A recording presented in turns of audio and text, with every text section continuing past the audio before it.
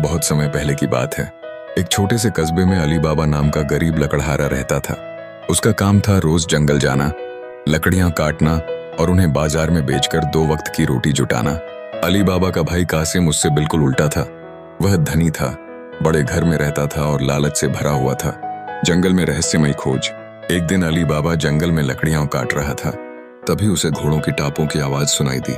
डर के मारे वह पास ही एक बड़े पत्थर के पीछे छुप गया। थोड़ी देर बाद उसने देखा कि लगभग 40 घुड़सवार डाकू वहां पहुंचे।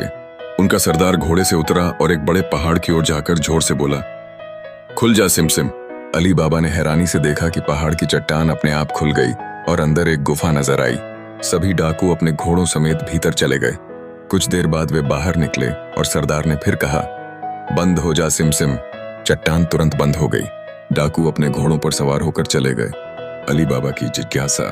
डाकुओं के जाते ही अली बाबा का डर जिज्ञासा में बदल गया। उसने वही शब्द दोहराए, खुल जा सिमसिम। चमत्कार हुआ, चट्टान खुल गई। वह अंदर गया तो उसकी आंखें चौंधिया गईं। गुफा सोने, चांदी, हीरे जवाहरात और खजाने से भरी हुई थी। यह डाकुओं की जमा की हुई दौलत थी। गरीब अली बाबा ने सोचा, मैं तो बस इतना ही लूंगा जिससे मेरा घर परिवार आराम से चल सके, बाकी खजाना मेरा नहीं है। उसने कुछ सोने के सिक्के उठाए और घर लौट आया। भाई का लालच। घर पहुंचकर उसने सब अपनी पत्नी को बताया। पत्नी ने सिक्कों का वजन करने के लिए कासिम की पत्नी से तराजू मांगा। कासिम की पत्नी चालाक थी। जब तराजू लौटा तो उस पर सोने का सिक्का चिपका हुआ था। कासिम को जब सारा हाल पता चला तो वह अली बाबा से गुफा का रहस्य उगलवा बैठा। लेकिन वह अली बाबा जैसा संतोषी नहीं था। वह लालच में भरकर बोला, मैं तो गुफा का सारा खजाना ले आऊंगा। गुफा में फंस गया कासिम। अगले दिन कासिम कई थैले लेकर गुफा में पहुंचा। उसने जादुई शब्द बोले, खुल जा सिमसिम। गुफा खुल गई और वह अंदर चला गया। लेकिन खजाना देखते ही उसका लालच बढ़ गया।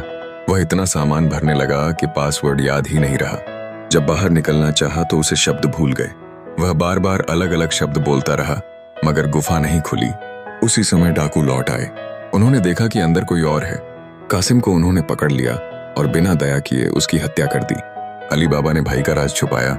जब कासिम घर नहीं लौटा तो उसकी पत्नी अली बाबा के पास रोती हुई पहुंची। अली बाबा ने सारा हाल समझा और गुफा जाकर भाई का शव बाहर लाया। फिर उसने चुपचाप उसका अंतिम संस्कार कर दिया ताकि डाकुओं को शक न हो। चोरों का शक, लेकिन डाकुओं के सरदार को शक हो गया कि कोई और गुफा का राज जानता है। उन्होंने कासिम का पता लगाया और धीरे धीरे उन्हें पता चल गया कि अली बाबा ही दूसरा व्यक्ति है। चोरों की चाल और गुलाम लड़की की समझदारी। अली बाबा के घर में एक समझदार और होशियार दासी रहती थी, मरजाना मोर्गियाना। उसने कई बार अली बाबा की जान बचाई।